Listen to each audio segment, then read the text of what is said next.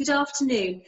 My name is Caroline Stock and I'm one of the Barnet councillors, and I'm also currently the Mayor of Barnet.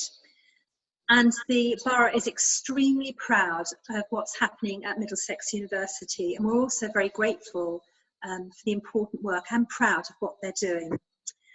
I know that from the beginning of April, in response to the outbreak of COVID-19, Middlesex University wanted to help and do something positive, and they set up the production of face shields for the NHS. And I think we're going to hear a bit more, but they're currently working with full capacity and have produced over 30,000 of these face shields. There are 4 different people at the moment on the interview, and I'm going to just go through very quickly and introduce each one. So if I can first of all go to you, Nick, can you just please introduce yourself and give me your position? Hi, my name is Nick Weldon. I'm a technical tutor in the School of Design Engineering. Fantastic. And Daniel? Hello there, I'm Daniel Sosnowski. I'm the Faculty Technical Manager for the Faculty of Arts and Creative Industries. Fantastic. And Yael?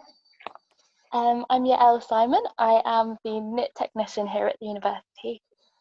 And finally, Lucy? I'm a senior lecturer in fashion communication.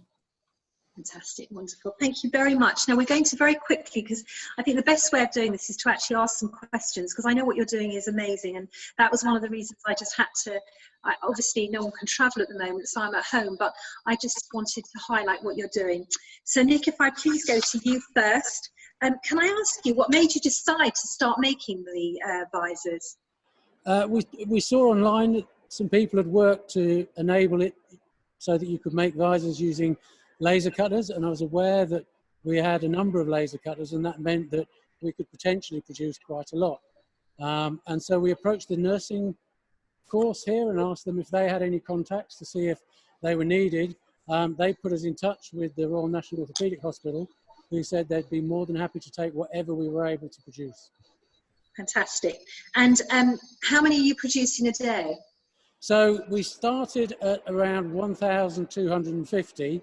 And we've managed over the last 3 weeks to increase it slightly. So we're now, on a good day, we do about 2,300. On a day where we might have problems with one of the laser cutters or something else happens, down to maybe 1,500 or 1,800, but at least 1,500 a day. And how long does it take to make one visor? So it takes the laser cutter a minute to cut the 3 straps that are needed to assemble one mask, and so with 6 laser cutters going, we're turning out one every 10 to 15 seconds, and then we have a small team who are assembling them, and the fastest someone's managed to assemble one is in 15 seconds, which then gets you to this, which is the thing that gets put in a box and sent out to the hospital. Wonderful. And just finally, I can see lots of people, not lots, but people in the background. I know they're all socially distanced themselves. How is that working? How's the team working?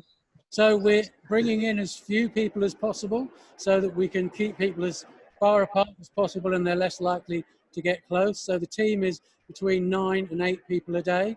So 4 people working down on the laser cutters, 4 people up here assembling stuff, and 1 person moving between there, collecting the stuff that gets cut and taking it upstairs to be assembled. Wonderful, thank you, thank you. But I honestly, I just know how important it is. I think just before we started the interview, I said that I have relatives who are working in the NHS, and I know what you're doing really makes a difference, so thank you. Can I then go over to you, Daniel? I wanted to actually ask you, it was interesting because I'd spoken to Carmel Clancy, who's from the nursing team, and she was saying it was fantastic that you're now going to start producing scrubs, and that's really, really essential. So if I could just ask you, how many have you made so far of the scrubs and gowns?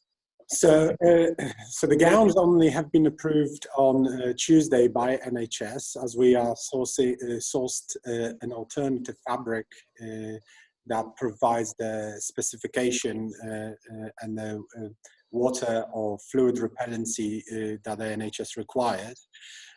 So far we've made 4 prototypes, which they have appraised and approved.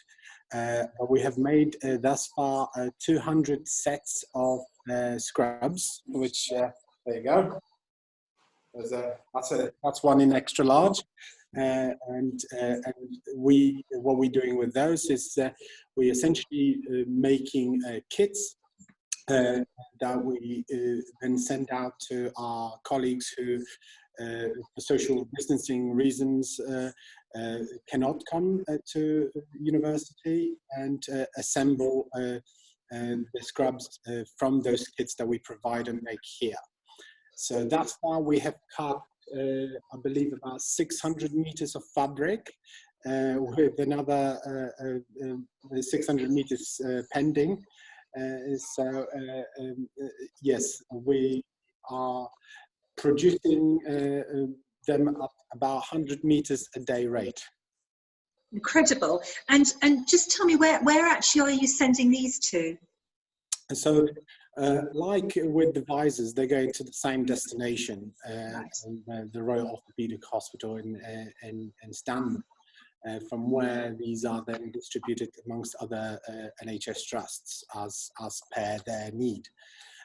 What is very noteworthy is the fact that the kits that we produce here, and one of the reasons why we produce them here is the space that we've got, that normal home workers will not be able to